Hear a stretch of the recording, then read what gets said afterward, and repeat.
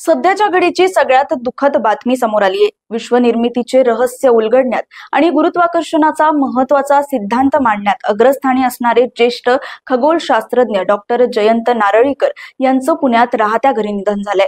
खगोलशास्त्रज्ञ याचबरोबर लेखक आणि विज्ञान प्रसारक असणाऱ्या डॉक्टर नारळीकर यांनी वयाच्या 86व्या वर्षी अखेरचा श्वास घेतलाय।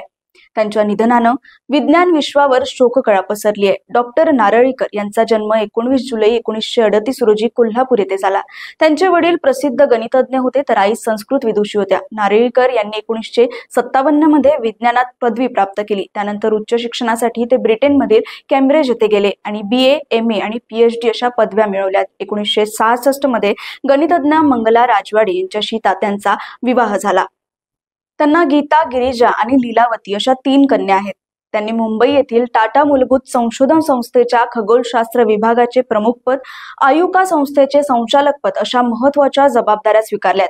डॉक्टर नारळीकर यांनी विशेषतः मराठी भाषेतून विज्ञान साहित्याची निर्मिती केली। त्यांची पुस्तकं जगातील विविध भाषांमध्ये भाषांतरित झालेली आहेत।